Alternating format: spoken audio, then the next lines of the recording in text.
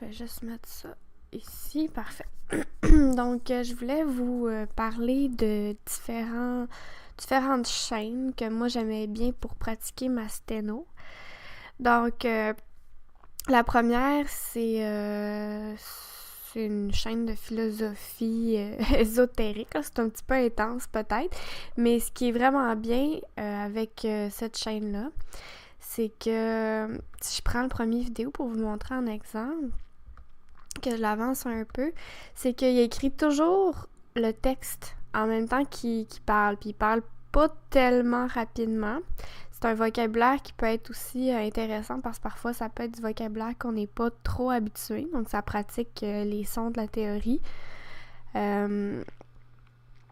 C'est quand même, c'est à Paris, là, donc en général, c'est des gens qui ont une bonne élocution, là, puis vont vraiment bien parler.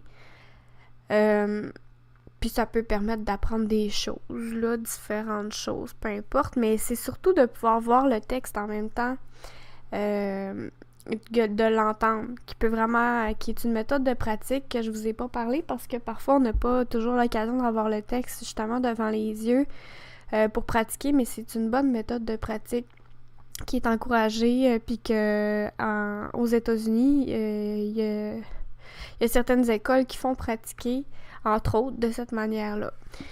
Puis un autre petit détail que je veux vous montrer, c'est qu'avec YouTube, vous pouvez, dans les paramètres, diminuer la vitesse. Donc, vous pouvez la mettre à 0.25 pour que ça parle moins lentement, finalement. Puis c'est ça. Donc, voilà.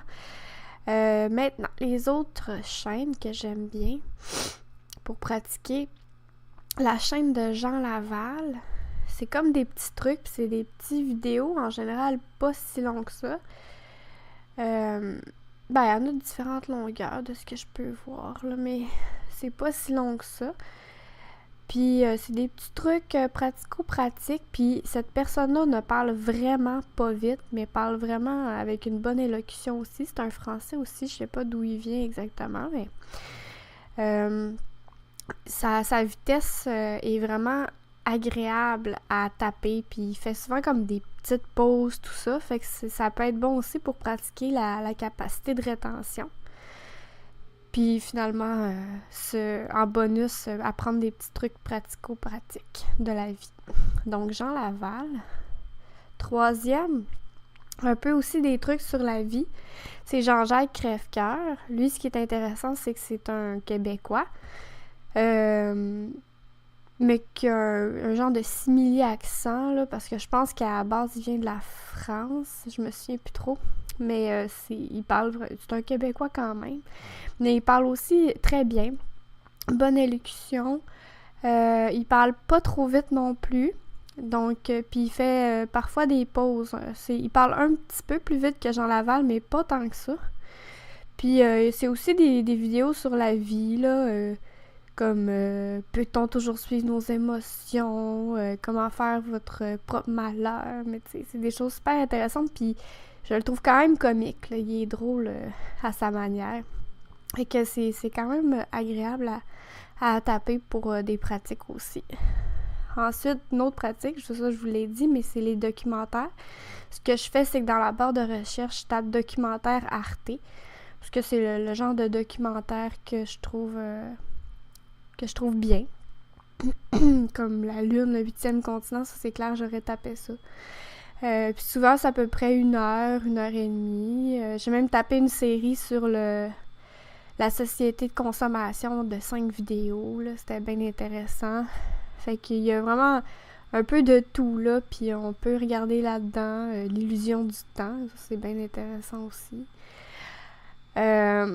Donc voilà, ça, c'est tout plein de documentaires qui peuvent être intéressants à taper de Arte. Ensuite, ça c'est un autre style de pratique qui peut être intéressant, que j'ai moins fait un peu, mais que je n'ai quand même fait quelques dizaines. Donc ce qui est intéressant avec ça, c'est que c'est sûr que c'est plus la loi en Ontario.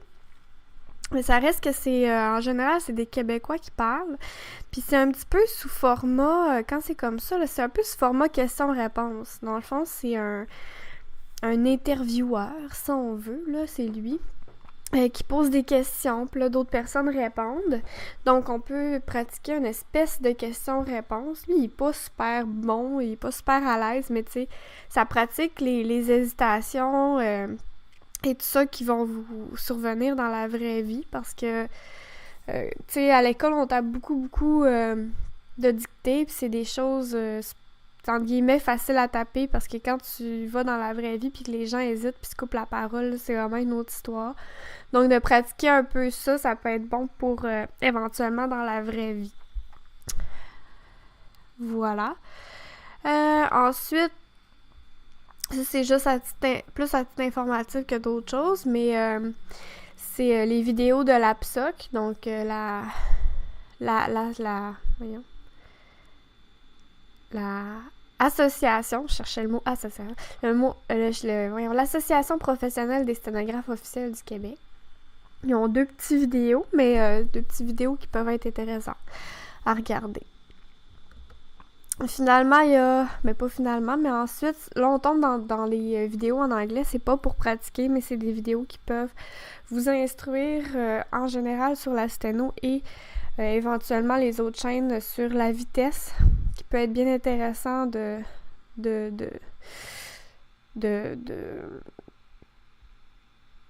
comment dire, en tout cas de regarder, là. Donc, il y a des trainings de catalystes, puis il y a toutes sortes de choses là-dessus. Ensuite, une autre chaîne que j'aime bien, c'est celle de Clay Frazier, qui est la mère de Chase Frazier, qui sont des sténographes aux États-Unis qui font du real-time. Ils sont super bons. Puis c'est intéressant de voir leur prise. Puis de voir comme à quel point ils sont rapides puis que c'est impressionnant. Je sais plus si c'est sur sa chaîne à lui, il explique tout son setup de prise, puis il fait des vidéos comme à 180 mots minutes avec les mains. On voit ses mains, on voit sa bande sténo, puis on voit son texte. Puis moi, ça, je trouve ça bien intéressant. Fait que j'ai regardé plusieurs vidéos de lui. Puis ça m'inspirait. Il y en a un, ça c'est le fun. Ça, c'est les Frazier, c'est sa mère contre lui à 180 mots minute. Puis on remarque l'habileté de sa mère. Lui, il est encore étudiant à ce moment-là. Bon, on voit comment que elle est bien relaxe, puis elle tape, puis ses mains bougent pas trop, puis lui, il rush un peu, tu sais, il rush un peu plus. Fait que ça, c'est bien intéressant aussi. Finalement, ce fameux Mark Kislingbury, lui, c'est un genre de maître de la vitesse, là. Il a gagné beaucoup de concours de vitesse de sténo aux États-Unis. Puis, si je me trompe pas, il donne aussi des cours. Puis, il donne des trucs, puis un peu son opinion là, sur comment gagner de la vitesse. Mais tu sais, on a tout à gagner de l'écouter parce que, il tape super vite. Donc, j'imagine qu'il s'y connaît quand même. Donc, voilà. Et finalement,